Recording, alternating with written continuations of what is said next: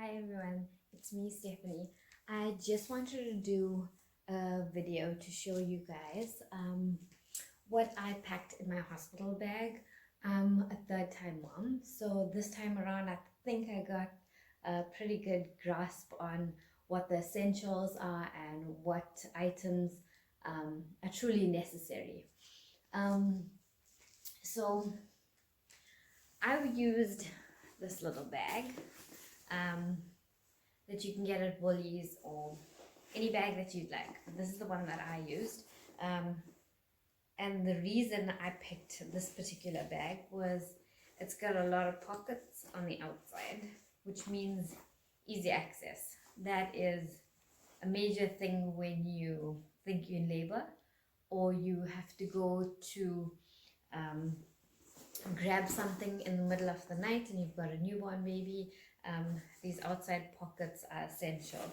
At the moment the bag's empty because obviously I'm going to show you how to pack the bag or what to pack in the bag. It's quite spacious. Comes with a little changing mat, which you don't particularly use at the hospital unless you just want to put it on your bed when you're changing the baby just to protect your sheets, but you don't particularly need this. So you can remove it if you want some extra space, but yeah, that's just personal preference. And then let's start with the items. So just want to adjust you over here so you can see. You would definitely need 2 hooded towels, and I would pick just 2 because your baby's fairly little and they're going to probably only give her a bath on the second day. I don't know if most of you know this, but the day that they're born, they usually just wipe them down, pat them dry, change them into a new set of clothes, but the nurses do this. So you're not generally in the room. You would be in your room or your ward, and the nurses would change the baby. So these towels are only necessary for the second and third day if you're having a C-section, second day if you had a normal birth. So 2 hooded towels, 3 pairs of socks. Now I know a lot of people say get the onesies with the feet and you don't need the socks. I think that, well, I've seen this with all 3 of my kids, irrespective of the time of the year and the weather, I've used the socks inside the onesies. So I would basically put them a little romper inside with a pair of socks, and then I would put on the actual over romper. And that's because when babies are born, they get cold really quickly, and you'll see when you give them a bath that their feet turn blue quite quickly. So keeping their feet warm is essential to keeping them warm. Along with that, I would say get yourself a pair of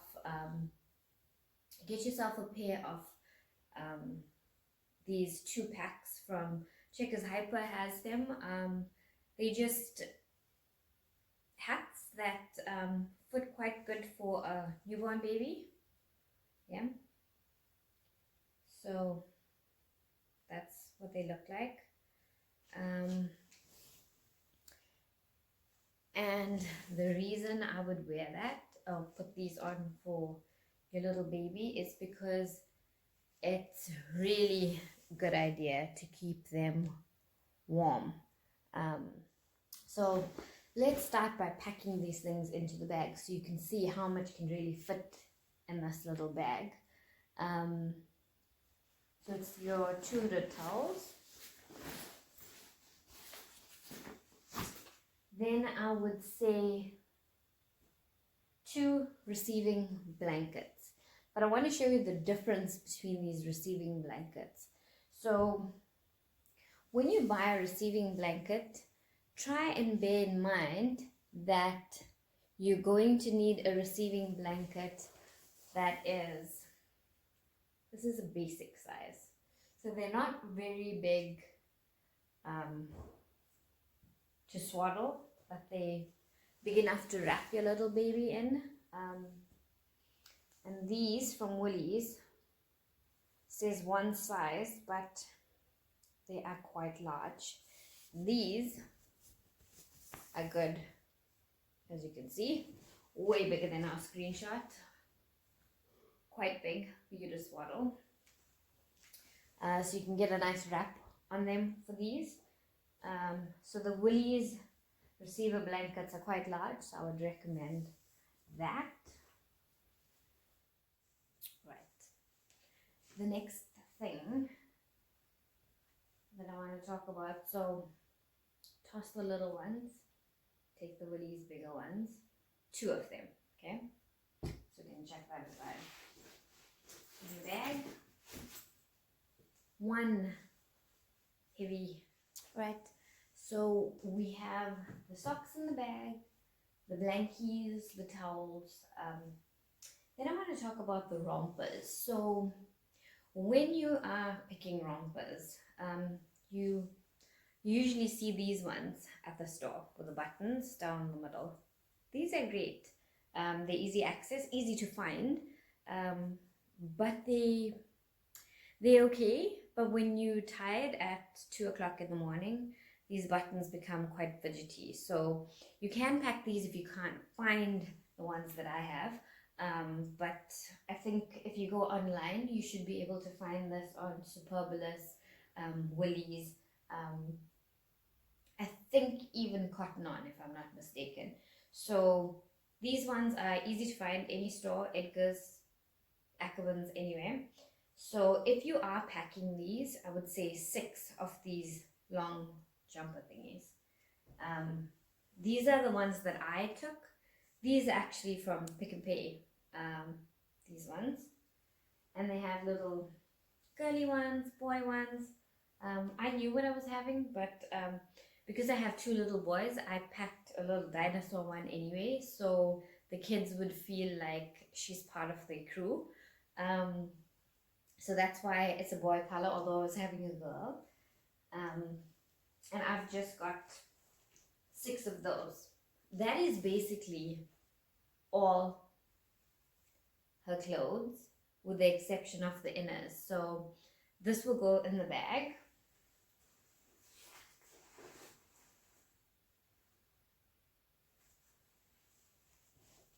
Then I would take these. So the reason I wouldn't ordinarily go for these are because a newborn baby, even the 3rd time around, is quite intimidating to pull something over their head. So this over your newborn baby's head is daunting when they're so fragile and little. So I didn't take any of these ones that are pullovers. Instead, I took 3 short-sleeved ones that open up here. So they're basically a wrap. And your baby wraps in them. So you lay it on the bed, put your baby on top, wrap it up, button, and you're good to go. You don't have to worry about hurting their little arms or their legs. So 3 of these, right, go into your bag. And these are from H&M. H&M has a pretty good selection. The other reason why I like them is they're organic cotton. So they feel super soft and they are newborn babies, so you want that for them. That goes in your baby's bag. And you can do 3 long. So if your baby's very cold, you would put this and the little onesie, the socks and the hat, and they should be fine. Because you're going to have a receiving blanket. It says little face cloths here. But I actually use these for bathing baby because they are a bit rough on the one side and smooth on the other side. And they tinier than the ordinary face cloths. So It's a good washcloth. If you want something more disposable, you can actually just wet a wet wipe and then chuck it away if you don't want washing in the hospital. I've done that before actually. So yeah, you use these for bathing baby. So these go in your bag.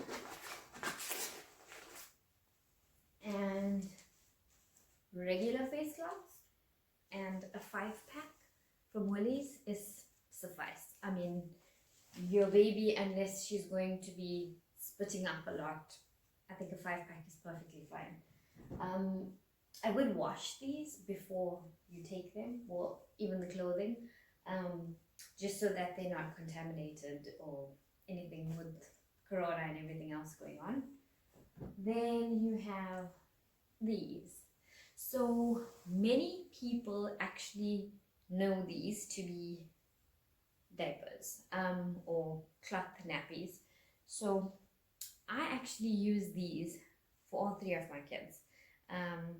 A nice friend of ours, her mom actually just put some detailed hand knitted things on the side so that it doesn't look so nappy-ish. But I actually use these as burp cloths. And the reason for that is my babies spat up a lot. And you just plop it over you like this, and it covers you to the back, to the front. And if you're nursing your baby, you can cover yourself with it as well. So it's big enough for all those reasons. So if you're trying to breastfeed, if you bottle feeding, you would basically cradle your baby and tuck this part under the baby's neck and nurse the baby. And when she's done, you don't even have to move the cloth. You would just take the baby and burp them on that side. So that is why these are my go-to, not nappies, but burp cloths. This is another headband that we made to match a little outfit. And these are really easy. We'll also put this in a tutorial. Super easy. Like, guys, I can't explain. I will link that video below so you are able to see how to make these, and they look adorable when they're on a newborn baby. So you can put these on. And then the last thing is baby's toiletries. So let me take you a little bit closer so you can see. Okay, hell of a lot of toiletries here, but we're not taking everything. So what you need for baby's hospital bag is just a little bag, because the only thing that you're going to be using at the hospital to bathe the baby is basically the sample size of whatever product you want to use. So I used at the hospital the little Johnson's one. You put that in, a little surgical spirit. Now some hospitals don't use this anymore for the umbilical cord. I still did, and my pediatrician was fine with that. So a surgical spirit, cotton balls,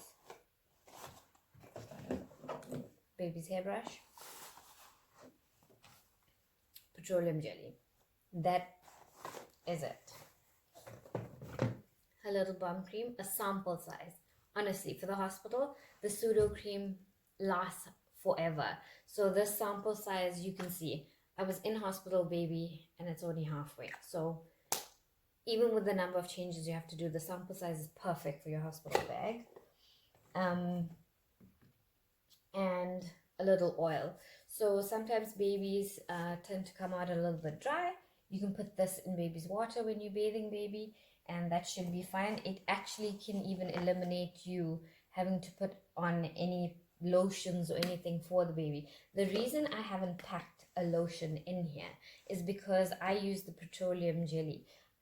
Just because I didn't know if baby was sensitive to anything and I didn't want to experiment in the hospital, I just took this to moisturize her skin, and that's really all that you need. When you get home, you can try all the things that you want to try, and if you want a baby smell just because you want the baby to smell fresh, you can take a 100-gram baby powder. So that's in there. Okay. You are not going to need anything else in this bag. So you've got baby's bag pretty much packed. toiletries, baby's washcloths, everything packed up in her little bag.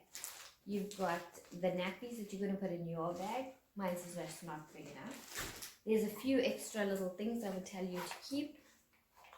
That is a baby scissors for cutting her nails, a little binky or dummy.